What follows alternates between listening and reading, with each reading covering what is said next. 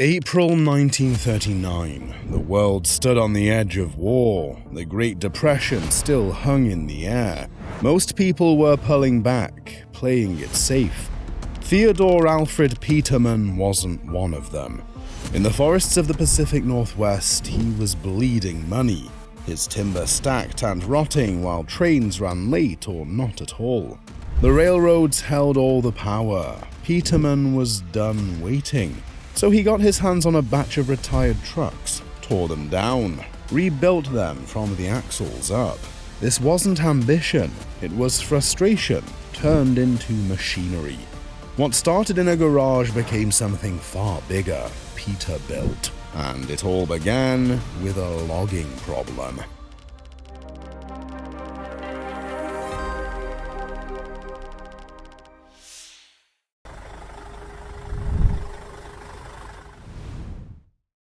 Let's rewind to America in 1939.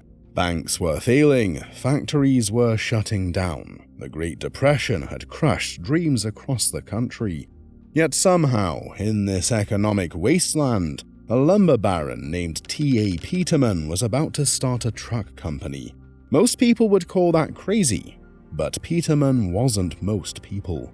Born on March 22, 1893 in Tacoma, Washington, Theodore Albert Peterman had spent decades wrestling with one problem that drove him absolutely mad.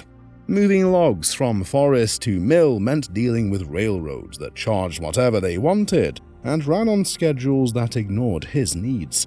Weather delays meant logs rotted while waiting for transport. Peterman watched perfectly good timber turn into expensive firewood because he couldn't control how it moved.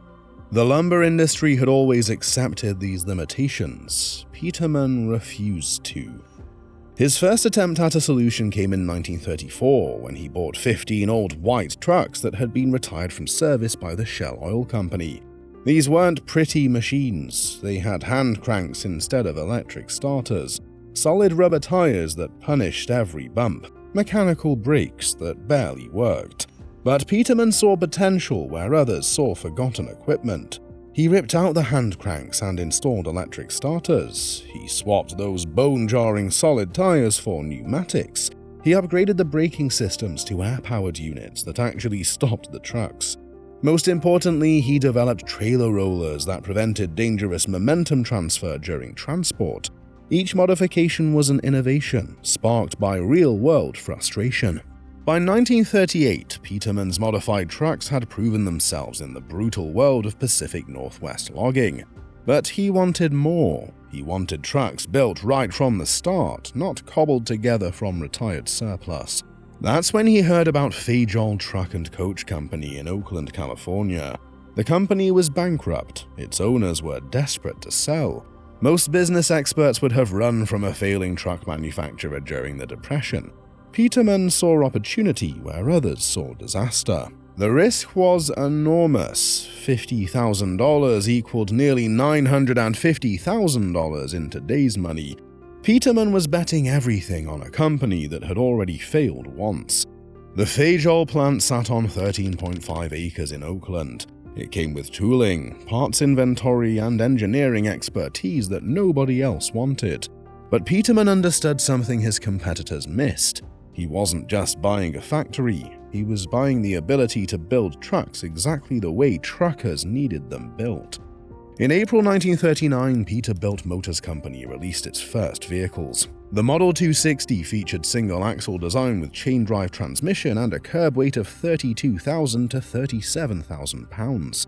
This wasn't an accident. Chain-drive delivered maximum pulling power at low speeds, perfect for dragging massive logs up steep mountain grades. The Model 334 took a different approach, with dual-drive axles, shaft-drive transmission, and the distinctive egg crate grille that would become a Peterbilt signature. With a high-capacity payload design, this setup worked better for highway operations where speed mattered more than raw torque. Both trucks came with gasoline or diesel engines, giving customers real choices based on their specific needs. The engineering philosophy behind these first Peterbilts reflected Peterman's logging background. In the woods, equipment failure meant lost money, lost time, and sometimes lost lives. Peterman's engineers designed trucks based on first-hand input from truckers. learning what broke, what worked, and what needed improvement. This wasn't typical for 1930s manufacturing. Most companies built what they thought customers wanted. Peterbilt built what customers actually needed. The first Peterbilt ever produced wasn't even a truck. It was a fire truck chassis built for Hearst Fire Truck Company. They also added a hood, grille, fenders, and fire apparatus to meet their requirements. It was sold to the Centerville, now Fremont, California Fire Department in 1939. By the end of 1939, the company had built just 16 vehicles total. Production numbers didn't tell the whole story, though. Each truck represented hours of careful assembly and quality control that set Peterbilt apart from mass production manufacturers. While other companies rushed trucks off assembly lines, Peterbilt treated each vehicle like a custom project. The early trucks looked nearly identical to the old Fajol designs. Peterman had inherited the tooling and needed to maintain production continuity. But beneath the familiar appearance, something different was happening. The attention to detail that Peterman demanded resulted in trucks that simply worked better.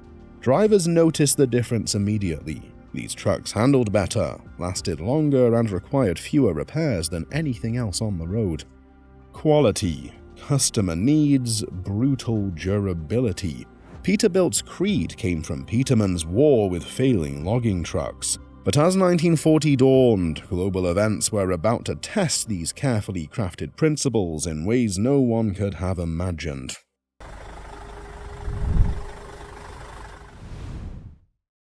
Those first Peterbilt trucks rolling off the Oakland assembly line in 1939 faced a test nobody could have predicted.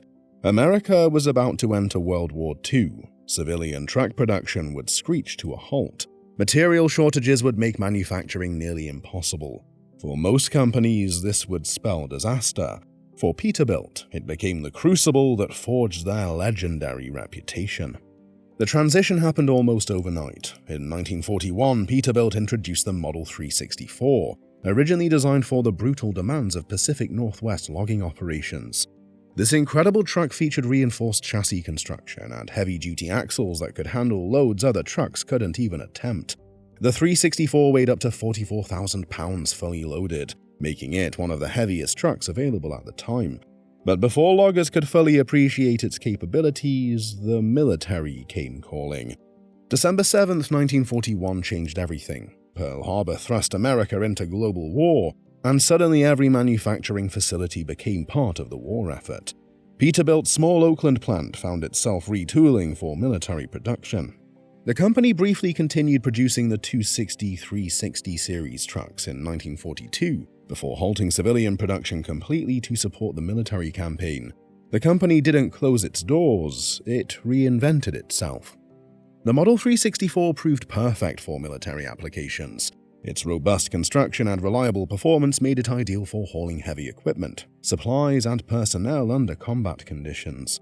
The military placed substantial orders, with Peterbilt securing a major contract for 224 trucks by 1944.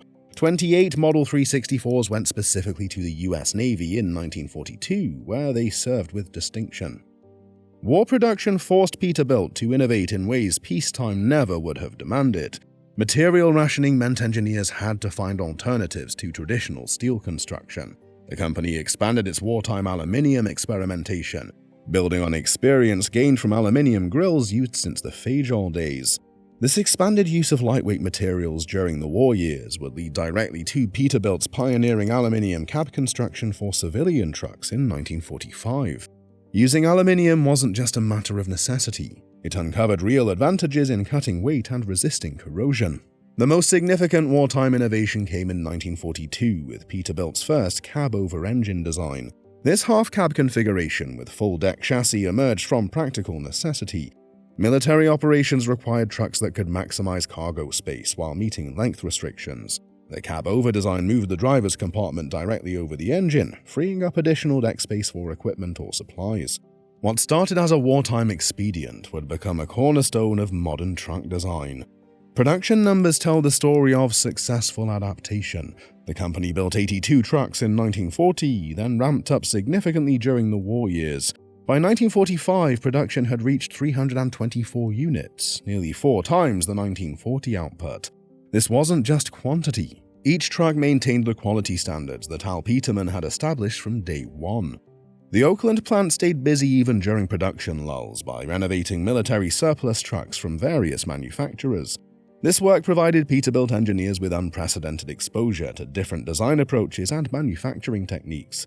They learned what worked, what failed, and how other companies solved similar problems. This knowledge would prove invaluable when civilian production resumed. But 1944 brought devastating news.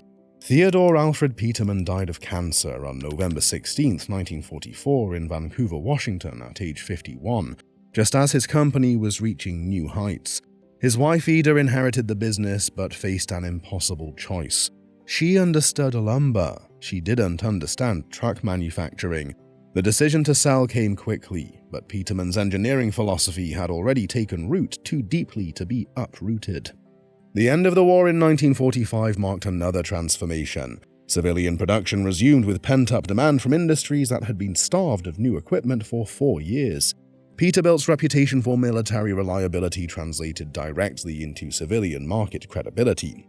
Truckers who had operated military Peterbilts during the war knew these trucks could handle anything peacetime operations could throw at them. 1939's garage shop became 1945's industrial artisan. War taught Peterbilt to scale without sacrificing steel. But with Peterman gone and his widow uncertain about the truck business, the company's future remained far from secure. If you're enjoying stories like this, consider liking the video and subscribing to the channel. It helps more people discover these forgotten chapters of industrial history.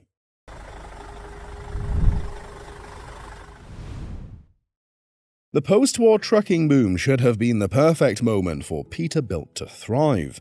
America was building highways at record pace, the economy was exploding, truck demand was skyrocketing. But inside Peterbilt's Oakland headquarters, the company faced a crisis that threatened everything Theodore Peterman had built.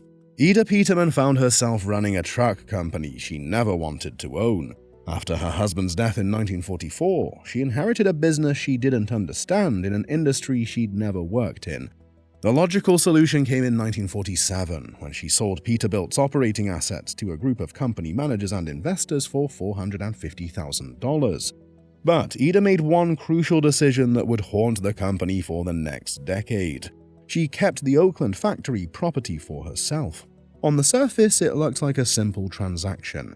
Beneath it, a time bomb was waiting to go off.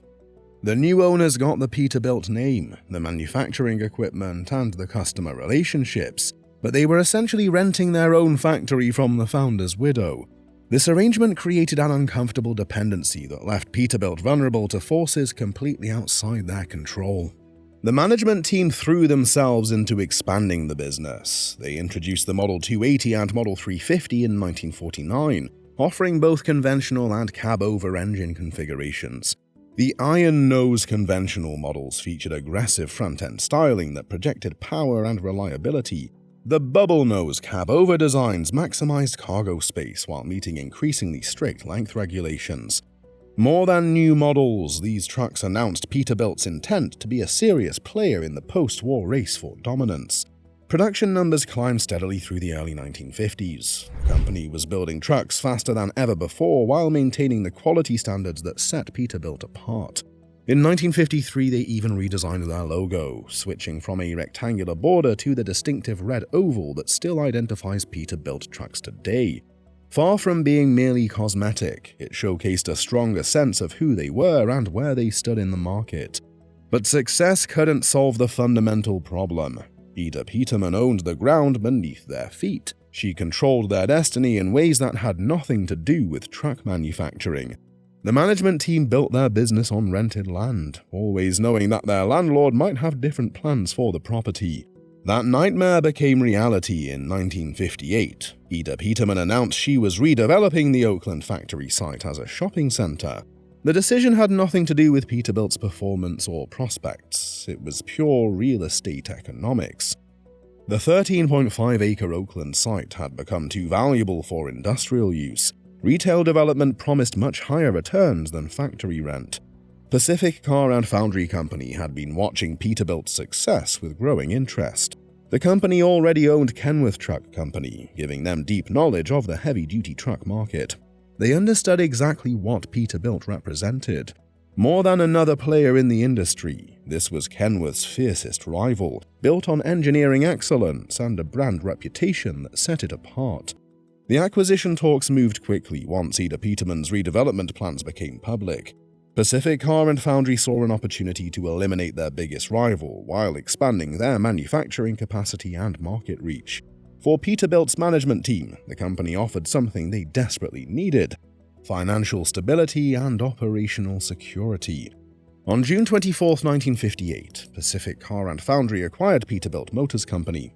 The deal solved multiple problems simultaneously. PACCAR gained a respected brand with proven engineering capabilities and established dealer relationships. Peterbilt escaped the uncertainty of factory relocation while gaining access to substantial financial resources and manufacturing expertise. The integration strategy proved brilliant. Instead of merging Peterbilt into Kenworth, Pacific Car and Foundry maintained both brands as separate entities competing in overlapping markets. It reflected not excess, but a deliberate branding strategy that catered to distinct tastes within the premium segment. Pacific Car and Foundry's commitment became obvious immediately. In August 1960, they moved Peterbilt to a new 176,000 square foot manufacturing facility in Newark, California. This wasn't just a factory relocation, it was a massive investment in Peterbilt's future. The new plant featured modern assembly lines, improved quality control systems, and production capacity that dwarfed the old Oakland facility. The results spoke for themselves. During the first year at Newark, Peterbilt delivered more than 800 trucks. Sales increased so rapidly that the new plant was already approaching capacity limits. By 1969, the company opened a second Peterbilt manufacturing facility in Madison, Tennessee, to serve East Coast markets and expand overall production capability. From precarious regional builder to industrial heavyweight, with PACCAR's backing, Peterbilt now had the tools to own the coming transportation revolution.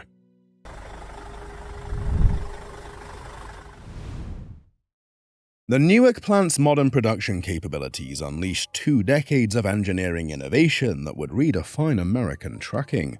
Between 1960 and 1979, Peterbilt transformed from a regional truck builder into America's premium heavy-duty truck manufacturer. Not an evolution, but a revolution, ignited by engineering advances that pushed the boundaries of trucking. Under PACCAR's ownership, Peterbilt had the resources to think bigger, build better, and compete nationally against established giants like Mack and International Harvester. Triumph sparked fiercer battles as competitors attacked on every front. Long-haul operators wanted different features than construction companies. Regional haulers had different priorities than cross-country drivers. Meanwhile, Peterbilt found itself competing directly against Kenworth, its PACCAR sister company. This internal rivalry could have been destructive. Instead, it became the driving force behind rapid innovation as both brands pushed each other toward excellence. The pressure to differentiate sparked a revolution in truck design. The Model 282-352 cab debuted in 1960 with aluminium construction and larger windows, improving visibility and weight savings. This Unilight aluminium cab completely abandoned traditional all-steel construction. Beyond reducing weight, the Unilight featured larger windows that dramatically improved driver visibility. The instrument panel was completely redesigned for better ergonomics. The result was a cab that looked modern and performed better than anything competitors offered. Engineering advances came rapidly after the Unilight's success. The 1965 Model 358 introduced Peterbilt's first 90-degree tilting hood on conventional trucks and debuted the iconic bird hood ornament. Mechanics could finally access engines without crawling under trucks or removing heavy hood panels. Maintenance time dropped, repair costs fell, fleet operators noticed immediately. The bird hood ornament communicated premium quality at first glance. The Model 359, launched in 1967, represented Peterbilt's boldest design statement yet.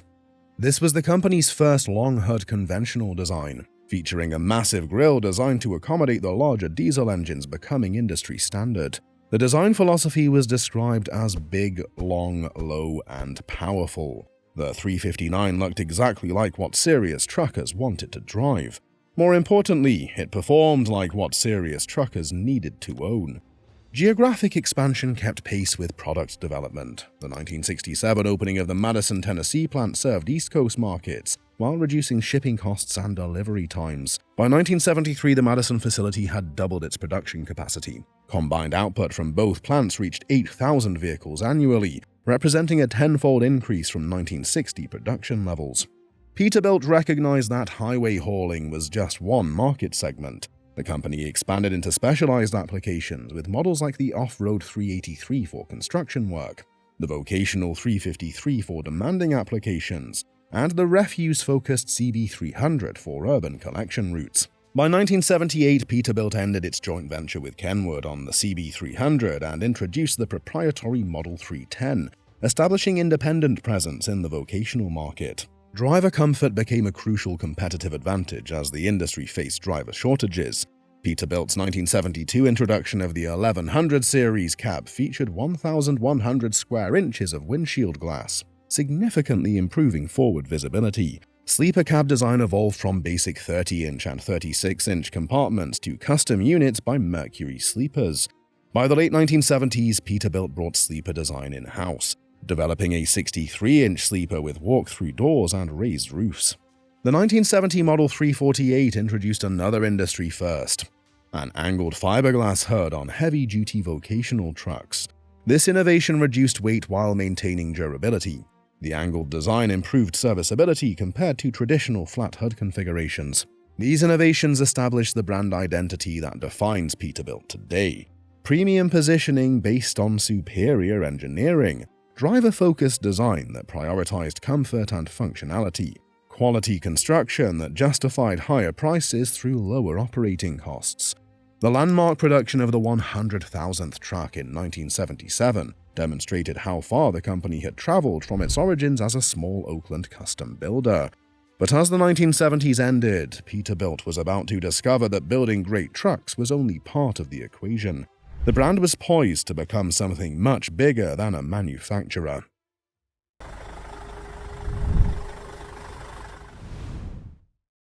The cultural transformation began in the mid-1970s when CB radio licenses exploded from 800,000 in 1967 to over 11 million by 1977. Truck drivers transformed from blue-collar workers into folk heroes. CB radios turned highway conversations into nationwide entertainment. Songs about 18-wheelers climbed the charts. Movies made truckers the good guys fighting corrupt sheriffs and corporate villains. At the center of this cultural revolution sat Peterbilt trucks, not just as transportation equipment, but as symbols of everything Americans wanted to believe about freedom, rebellion, and the open road. The timing couldn't have been more perfect for this transformation. The 1973 oil crisis had triggered nationwide fuel shortages. The 55-mile-per-hour speed limit felt like government overreach to drivers accustomed to wide-open highways. Hauling freight was only part of the job now. Truckers had become savvy communicators, resilient travelers, and emblems of autonomy in a regulated era. While other truck manufacturers scrambled to capitalize on this cultural moment with aggressive, masculine marketing campaigns, Peterbilt chose a completely different approach. Here's what made Peterbilt's strategy brilliant. Instead of embracing the rough-and-tumble trucker stereotype, they elevated it. Their advertising campaigns during the 1970s emphasized class and elegance, specifically targeting women with fashion magazine-style photography, featuring sophisticated settings alongside gleaming Peterbilt trucks. These weren't ads selling work trucks, these were ads selling dreams. The message was clear. Peterbilt wasn't just better built, it was better, period. This positioned the brand as aspirational rather than purely functional. Peterbilt navigated the contradiction between romantic imagery and economic hardship by making their trucks symbol of professional achievement rather than just work tools. Owning a Peterbilt meant you'd made it in the trucking world. This wasn't about survival behind the wheel. It was about pride, professionalism, and having access to the best gear on the road. The Model 359, with its long hood and commanding road presence, became the visual representation of trucking success. When other drivers saw a 359 coming down the highway, they knew they were looking at someone who'd earned their place behind that distinctive grille. The CB radio culture sealed Peterbilt's iconic status through language itself. Pete became the official CB handle for Peterbilt road tractors in trucker slang across America. Far from a marketing invention, this was a title that grew from real respect within the trucking world. When a driver keyed his microphone and said, "That Pete just passed me doing about 70, everyone knew exactly what truck he meant. The name carried connotations that went beyond simple identification. Pete meant quality. Pete meant prestige. Pete meant you'd arrived. Successful marketing alone couldn't explain it. This was cultural integration at its deepest. During the 70s and 80s, Peterbilt's influence went beyond sales. Their trucks became the standard by which all others were measured, how truckers should be portrayed, and what the relationship between driver and machine could represent. The brand had transcended its industrial origins to become part of American mythology. But as the 1980s ended and CB culture faded, Peterbilt faced a new challenge that would test whether engineering excellence could survive without cultural momentum.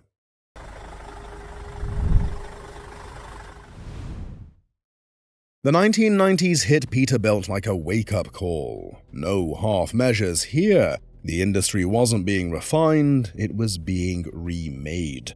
Fuel efficiency suddenly mattered more than raw power. Environmental regulations were getting stricter every year. Customers wanted trucks that could handle like sports cars while hauling 80,000 pounds. The old ways of building trucks wouldn't cut it anymore. Peterbilt had to reinvent itself or get left behind.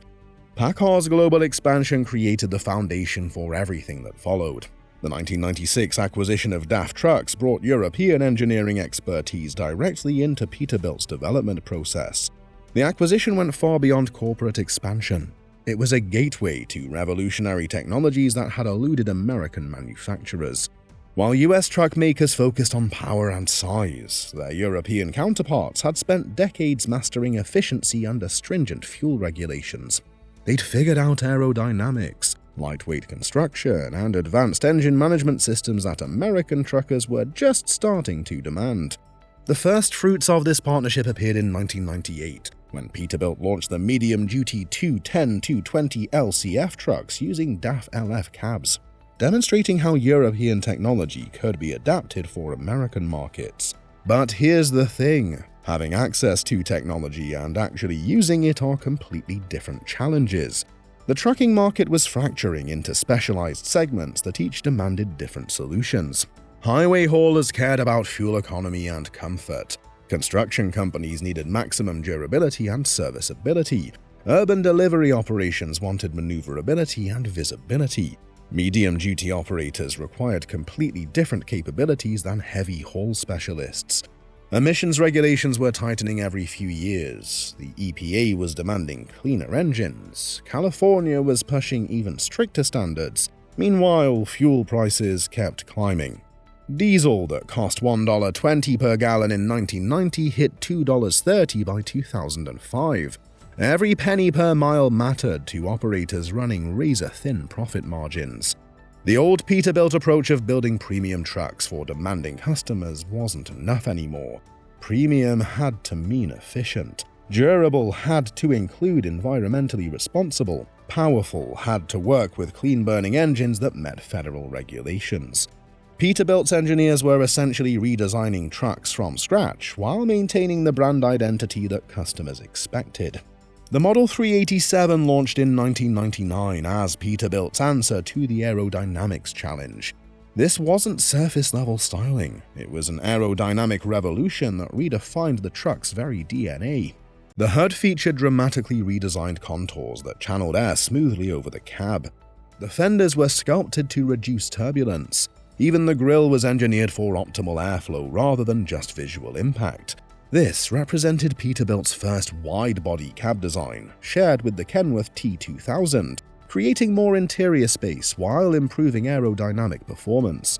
The result was significant fuel economy improvements compared to conventional configurations. Drivers could cover the same routes while burning less diesel. Medium-duty expansion opened completely new markets. The Model 330 debuted in 2000 as Peterbilt's first conventional cab truck designed specifically for medium-duty applications.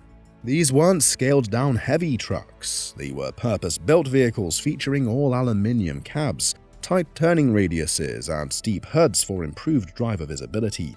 The Model 335 followed with additional configurations for specialized applications. This expansion demonstrated that Peterbilt could compete beyond traditional Class 8 markets while maintaining engineering excellence. The hybrid revolution started earlier than most people realize. Peterbilt introduced the Model 330 and Model 335 hybrids in 2006, years before hybrid commercial vehicles became mainstream. These diesel-electric systems combined the new 6.7-liter Packard PX6 diesel engine with parallel hybrid technology developed through partnership with Eaton Corporation. The hybrid models were expected to reduce fuel consumption by 30 to 40% through improved on-road fuel economy and more efficient stationary operation. Not trials, not tests, just real trucks saving real money on real routes.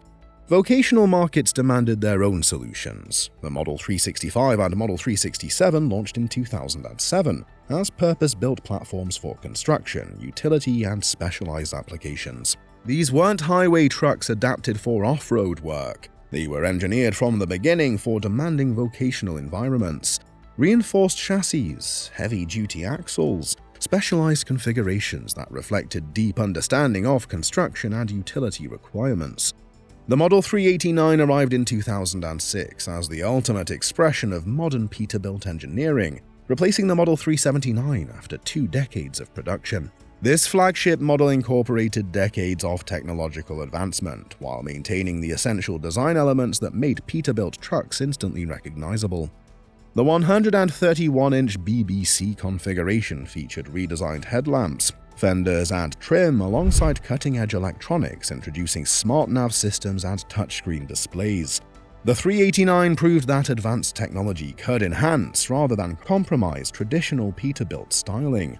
These innovations positioned Peterbilt perfectly for the challenges ahead. The company had proven it could adapt European technology to American markets. It had successfully expanded into new segments while maintaining premium positioning. Most importantly, it had demonstrated that environmental responsibility and operational efficiency could coexist with the performance and durability that Peterbilt customers demanded. But the next decade would demand even more radical changes than anyone could have imagined.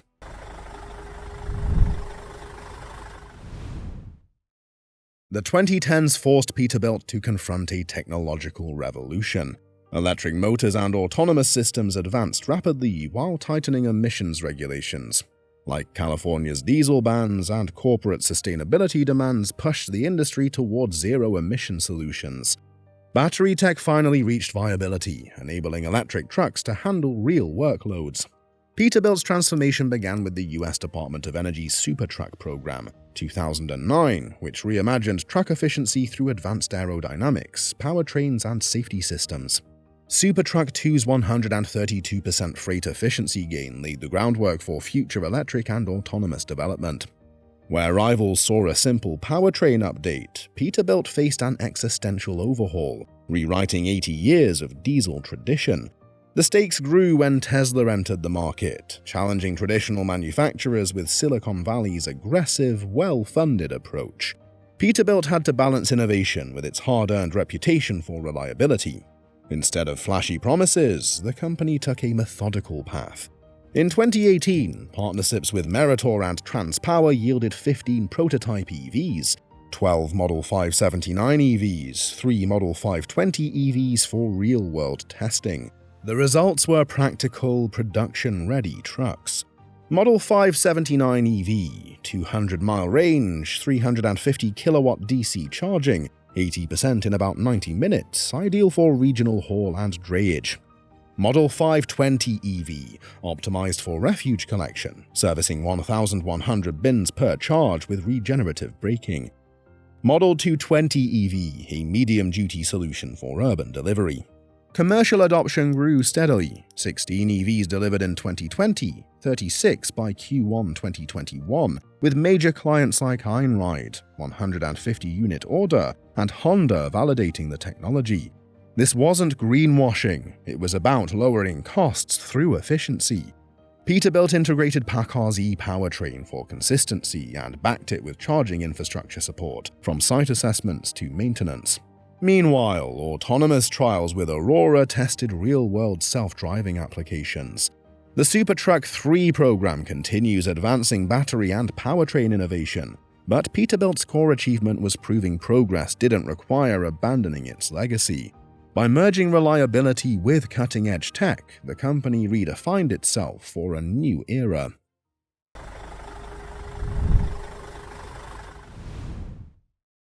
Peterbilt's commitment to craftsmanship has left an indelible mark on American culture. The sight of its gleaming chrome on highways, the rumble of a PACCAR MX engine, and the iconic red oval emblem symbolize more than a brand. They reflect values of excellence, durability, and pride in workmanship. From the first military Model 364s in 1941 to the 750,000th truck built in Denton in 2023, Peterbilt's milestones showcase steady growth without sacrificing quality. These aren't just production numbers, they prove T.A. Peterman's vision could scale while staying true to its roots. Today, Peterbilt holds 14.9% of America's Class 8 market, backed by over 400 dealers. This success stems from prioritizing customer needs over short-term gains.